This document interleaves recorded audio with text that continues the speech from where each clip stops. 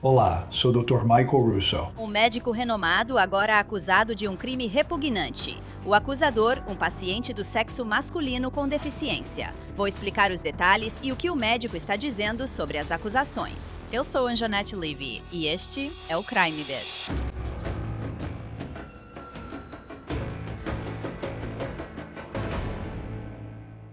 O Dr. Michael Russo exerce a medicina há mais de 30 anos.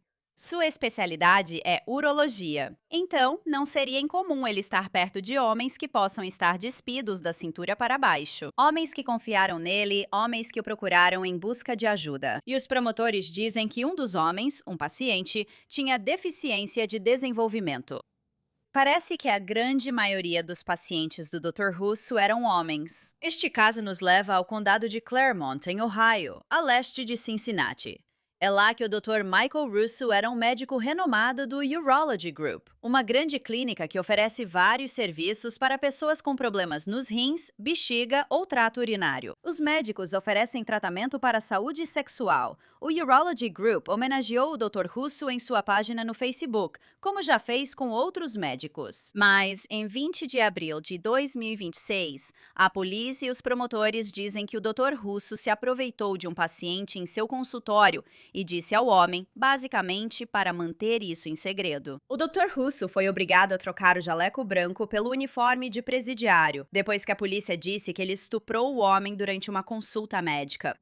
O Dr. Russo também foi acusado de agressão sexual. No dia 4 de agosto, policiais do Departamento de Polícia de Union Township prenderam Russo e o levaram para a cadeia do condado de Claremont. Russo foi fichado pelas acusações de estupro e agressão sexual. O médico de destaque foi tratado como qualquer outro detento, algemado, obrigado a tirar os sapatos e revistado. Todo o procedimento padrão. Ele foi fotografado, tiraram uma foto de ficha criminal com e sem óculos. Agora, sobre o incidente relatado pela polícia em 20 de abril, envolvendo o homem com deficiência intelectual no consultório de Russo. Uma denúncia afirma. A vítima alegou que durante a consulta, Russo pediu que ele fizesse sexo oral nele, expôs suas partes íntimas e começou a se masturbar.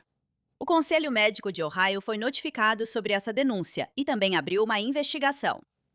A denúncia diz que uma agência que presta serviços ao homem com deficiência intelectual relatou esse suposto incidente à polícia. O homem era cliente dessa agência. A denúncia afirma: em 30 de julho de 2026, o investigador do Conselho Médico de Ohio, Joshua Doe, se reuniu com Russo e realizou uma entrevista. Durante a entrevista, Russo admitiu ter se envolvido em um abraço e um beijo com a vítima, o que fez com que Russo ficasse sexualmente excitado. Russo disse a Doll que sua parte íntima ficou exposta para a vítima e que a vítima fez sexo oral nele. Após um certo tempo, o sexo oral terminou, e Russo admitiu para Doll que disse à vítima que isso tinha que ficar entre você e eu. Essa entrevista foi com o investigador do Conselho Médico no fim de julho. A denúncia continuou. Russo disse para Doll que teve, abre aspas, falta de julgamento ao descrever o incidente. Em 3 de agosto de 2026, a vítima compareceu a uma entrevista adicional, na qual o homem revelou que Russo a abraçou e, em seguida, a beijou. A vítima afirmou que Russo então pediu ao homem que fizesse sexo oral nele. A vítima afirmou que Russo expôs suas partes íntimas e se masturbou antes de fazer sexo oral com a vítima. A vítima estava e continua substancialmente comprometida, devido a uma condição mental diagnosticada. Essas entrevistas fizeram a polícia prender o Dr. Russo e levá-lo à cadeia. Ele foi ao tribunal na manhã seguinte, onde sua advogada falou por ele. Meu cliente tem 63 anos. Ele mora em Cincinnati desde 1990. Ele tem família aqui. Ele cooperou quando foi detido. Ele contratou um advogado. Ele não tem condenações anteriores nem qualquer indicação de que não comparecerá ao tribunal. Dr. Russo é um homem de posses. Ele mora em um bairro muito bom. O promotor apresentou as acusações e explicou por que queria que o juiz estipulasse uma fiança de 2 milhões de dólares. No entanto, as acusações aqui apresentadas são extremamente perturbadoras. O réu é médico urologista com consultório no condado de Claremont, Ohio. Ele atendeu a suposta vítima neste caso, que era um de seus pacientes, que é uma pessoa com atraso no desenvolvimento. A tal ponto que isso, ao se reunir com o investigador e o detetive aqui, O indivíduo fez desenhos para tentar ajudar a descrever o que aconteceu neste caso em particular. Então, obviamente, estamos lidando com um atraso de desenvolvimento significativo para esse indivíduo. À medida que o tempo passou após o suposto incidente, A suposta vítima relatou as alegações ao Conselho de Deficiências do Desenvolvimento do Condado de Brown. Um agente desfiou exatamente o que esse indivíduo diz que aconteceu. Diz que durante uma reunião com o réu abraçou e beijou a vítima, que em determinado momento o réu se expôs e pediu para que a vítima fizesse sexo oral nele. A vítima, de fato, fez isso. E depois, ao final, o réu disse à vítima: isso tem que ficar entre você e eu. Isso por si só já representa algum nível de coerção, ameaça, coisas desse tipo. No final das contas, o caso foi encaminhado ao Conselho Médico de Ohio. Um investigador se encontrou com o réu realmente confessou e apresentou uma versão dos fatos que era consistente com o que a vítima disse que ocorreu. O promotor disse que também estava preocupado com o bem-estar do Dr. Russo depois de ouvir uma das ligações dele da prisão. E em determinado momento, ele foi preso, fez uma ligação da prisão para a esposa, indicando preocupações com o próprio bem-estar. A esposa disse a ele nessa ligação da prisão: não se machuque. O réu fez comentários que eram consistentes com a ideia de que ele havia pensado nisso. E por vários motivos, acreditamos que este senhor precisa de uma fiança bem alta. O juiz disse que acreditava que o Dr. Russo poderia ser um risco de fuga. Ele também disse que as acusações eram muito graves e reconheceu a preocupação de que Russo pudesse ser um perigo para si mesmo. O juiz Garber fixou uma fiança de $1 milhão para o Dr. Russo. Determinou que entregasse o passaporte e usasse tornozeleira eletrônica. O advogado afirmou que ele saiu do Urology Group e pediu demissão. Russo pagou fiança e no dia seguinte foi indiciado por um grande júri por acusações criminais graves de estupro, agressão sexual e imposição sexual grave. A promotora do condado de Claremont disse em um comunicado que o escritório da promotoria do condado de Claremont, junto com o departamento de polícia de Union Township, não tolerará que um médico viole a confiança mais sagrada de sua vítima. Este caso é ainda mais grave, pois o réu conscientemente se aproveitou de alguém que não podia resistir às suas investidas. É uma queda impressionante para um médico antes celebrado por sua clínica, trabalho como cirurgião e apresentações sobre urologia. Para aprofundar este caso, chamo Jay Clark, advogado de defesa criminal que atua na área metropolitana de Cincinnati há muitos anos e já lidou com todos os tipos de casos, de assassinatos a estupros e casos semelhantes a este, embora ele não esteja envolvido. Jay, muito obrigada por participar. Obrigado por me receber. Sabe, Jay, à primeira vista, quando você lê essa denúncia, e isso é só uma denúncia, isso parece muito, muito ruim para o Dr. Russo. Ele fez uma confissão. De acordo com os detetives, eles dizem que ele confessou para o investigador do conselho médico. Assumindo que tudo na declaração juramentada seja preciso como está escrito, factualmente isso é ruim. Você não quer que seus clientes admitam nada a ninguém. Por outro lado, se você está representando o médico, isso também pode ser, vou dizer, um fator atenuante, pois ele não negou, assumiu a responsabilidade e admitiu o que aconteceu. Então, à primeira vista, parece ruim. Acho que, como profissão, buscamos aproveitar o que há de bom. Parece que isso pode ter sido um caso isolado. Sabe, isso é uma coisa interessante que você mencionou. Se isso é ou não um incidente isolado. Sabe, este é um homem de 63 anos que já pratica medicina há décadas. E ele é um homem que... Quero dizer, vamos encarar os fatos. Ele é urologista, então está cercado principalmente de homens e algumas mulheres, que podem estar despidas da cintura para baixo. E essa é uma pessoa com deficiência mental ou de desenvolvimento de quem ele é acusado de se aproveitar. Então, quero dizer, pela sua experiência, isso poderia, aos 63 anos, ser simplesmente a primeira vez que isso acontece? Poderia ser, sim. Pode muito bem ser. Eu sei que já houve casos, acho que até aqui na região, de um dentista que estava cometendo o mesmo tipo de má conduta. Várias vítimas se manifestaram nesse caso. Não quero presumir que meus clientes recebam mais do que estão sendo acusados. Presumo também que, se houver outras vítimas, que elas vão se manifestar agora que há atenção voltada para o doutor.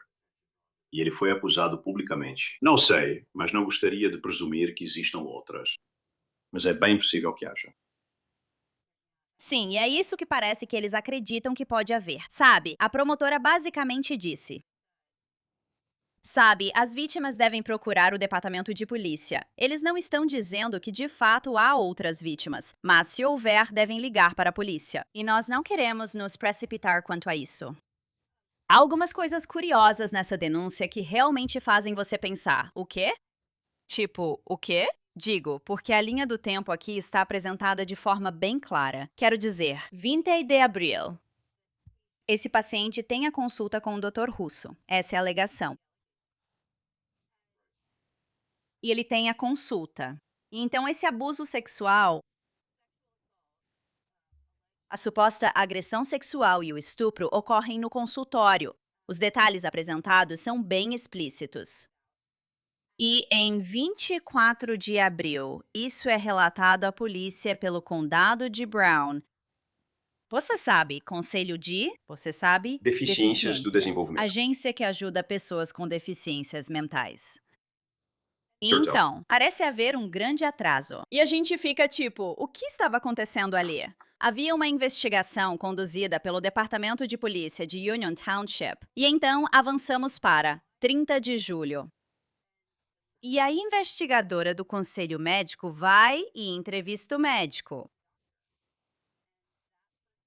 E essa pessoa faz uma confissão completa, com detalhes que corroboram. Então, por que diabos existe essa demora? Porque se você é uma policial e recebe essa denúncia que vem de uma agência, você não começaria imediatamente a investigar? E talvez ir entrevistar a vítima e quem fez a denúncia?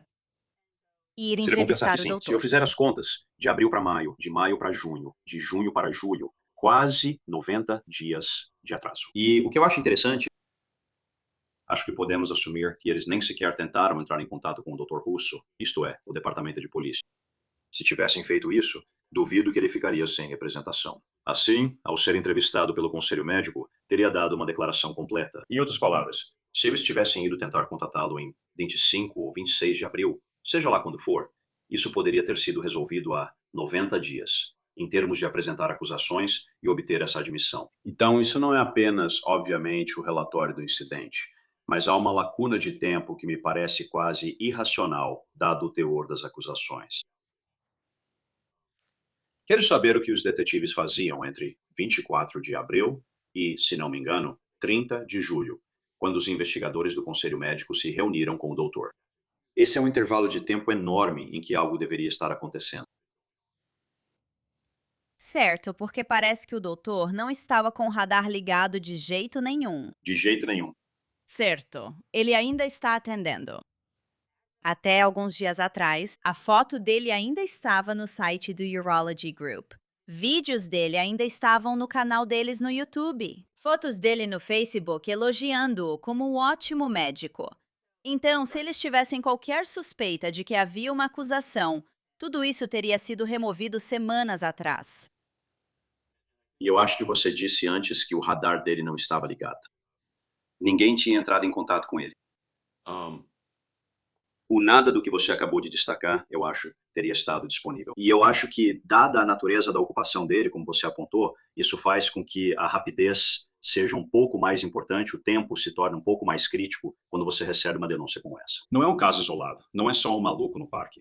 Esse homem trabalha com pessoas que, como você falou, estão quase sempre nuas da cintura para baixo. Então, isso me preocupa. Eu sei que pelo menos alguns departamentos de polícia têm diretrizes de que quando chega uma denúncia, eles têm um determinado número de dias para concluir a investigação. Em Cincinnati, acho que são 28 dias. Aqui temos 90 dias. E não há indicação de que qualquer investigação tenha sido feita, além de registrar o relato inicial. Essas não são todas as informações, mas gostaria de ver no relatório do incidente ou na narrativa o que ocorreu de 24 de abril a 30 de julho. Sim, isso não faz sentido. E no momento desta gravação, o registro dele como médico ainda está ativo. Sim, ele ainda atende pacientes há 3 meses. Aproximadamente 3 meses desde que o relatório inicial foi feito, até que o conselho médico o entrevistou, em 30 de julho. Então, eu não sei explicar isso. Essa seria uma boa pergunta para alguém da unidade de investigação de Union Township. Isso vai prejudicar o caso? Digo, eles ainda têm uma confissão, mas parece muito curioso e não é algo bom para essa investigação. Você tem, de acordo com a polícia, uma confissão investigadora do Conselho Médico. Mas, de novo, você tem 3 meses sem nada acontecendo ou quase 3 meses sem nada acontecendo. Acho que, no fim das contas, esse atraso não afeta a capacidade de processar o caso com sucesso. Não acho que isso vai impactar por causa dos motivos que você mencionou. Parece que o relato que a suposta vítima forneceu foi praticamente corroborado pelo médico. Não há muito mais que você precisaria para processar isso com sucesso. Eu não sei o que causou o atraso. Mas isso ainda não muda os fatos. Parece que o Dr. Russo foi muito sincero e admitiu o que aconteceu. Então eu acho que não deveria. Eu não acho que isso seria um problema. Não com esses fatos neste caso. Então, Jay, esse caso chega até você. O que você faz com ele? Nós conversamos com o médico. Descobrimos o que está acontecendo. Se aceitarmos, novamente, só com base nas alegações de que tudo isso procede. Isso vira uma questão de mitigação. Então eu conversaria com o médico sobre o que ele pode ou não estar disposto a fazer para mitigar parte disso. Em outros casos que tive, que eram crimes sexuais, consegui ter algum sucesso, fazendo com que o cliente fosse avaliado por um terapeuta adequado e começasse o tratamento, o aconselhamento e a terapia dessa forma. Isso pode ser bastante atenuante. Também descobri da melhor forma possível com o médico o que estava motivando o que aconteceu naquele dia. Houve algum tipo de gatilho que, como você mencionou antes, ele tem 63 anos. Não é seu primeiro dia nesse trabalho. Por que naquele dia? Então, existe alguma questão mental ou psicológica que possa ser tratada, ou para a qual ele possa receber tratamento? Eliminando isso ou minimizando o risco disso acontecer novamente. Depois, fazer o possível para reparar isso junto à suposta vítima. Já tive alguns casos em que o cliente paga por terapia por um determinado período de tempo para ajudar a pessoa, ou seja lá o que for. Muitas vezes, uma das coisas que mais ajudam é um pedido de desculpa sincero do cliente. Não sei se entendo a importância psicológica disso, mas a vítima basicamente recebe permissão para entender que não fez nada de errado. Ela não pediu por isso, não é culpa dela. Isso também ajuda no processo de cura dela. E eu acho, e não entendo como isso funciona, mas receber um pedido de desculpa sincero do agressor frequentemente ajuda, pelo que eu entendo. Então, tento olhar para isso e fazer isso também. Interessante. Sim, é um allegate. Interessante. Você sabe, as acusações aqui são incrivelmente perturbadoras, mas agora elas são apenas acusações. Ele está até que se Certo. prove o contrário. A fiança dele foi fixada em $1 milhão, apesar da promotoria pedir 2 milhões. Segundo eles, ele falou com a esposa em uma ligação da prisão. Ele está preocupado que possa fazer algo contra si mesmo. Quero dizer, como você impede isso? Como advogado de defesa, seu trabalho é proteger os direitos do cliente, mas também garantir que nada aconteça com ele após sair sob fiança. O que eu percebi é que se as pessoas querem se machucar, não importa onde estejam ou a situação em que se encontrem, elas vão encontrar um jeito se estiverem determinadas a fazer isso. Eu não sei se uma fiança de $2 milhões ou de $1 milhão seria realmente razoável nesse caso. Eu consigo entender a natureza das acusações. Mas também acho que esse é o tipo de pessoa que não tem os meios nem a intenção de fugir.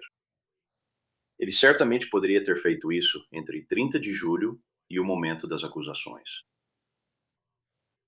Pelo pouco que eu sei, ele tem raízes bastante estáveis e antigas aqui na comunidade. A fiança garante seu retorno ao tribunal e protege a comunidade. Acho que você poderia impor condições.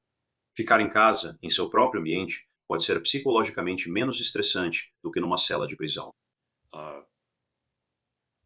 Eu não sei como isso. Como não sou psiquiatra, não sei qual situação tem mais chance de levá-lo a se machucar. Também não é incomum que clientes que nunca tiveram problemas antes, quando acabam se envolvendo em algo extremamente sério como isso, pensamentos de autoagressão costumam surgir logo que são presos. Por isso, não me surpreende que ele tenha dito isso na ligação com a esposa. Não sei se isso é um motivo legítimo para pedir fiança alta. Pessoas conseguem tirar a própria vida em cadeias e prisões todos os dias. A menos que ele esteja sob observação por risco de suicídio, isso não fará diferença. Então, não tenho certeza se isso é uma preocupação válida. É uma preocupação legítima com o bem-estar dele, mas não acho que isso influencie a fiança. Bem, vamos ver onde esse caso vai dar. Jay Clark, muito obrigada. Obrigado. Falei com o advogado de Michael Russo, John O'Shea, que recusou comentar ou participar do podcast. A data da audiência para que o Dr. Russo responda formalmente às acusações ainda não foi marcada. A promotora solicita que vítimas do Dr. Russo entrem em contato com o Departamento de Polícia de Union Township, Condado de Claremont, Ohio. Este foi mais um Crime Effects. Sou a Janette Levy, obrigada por acompanhar. Até a próxima.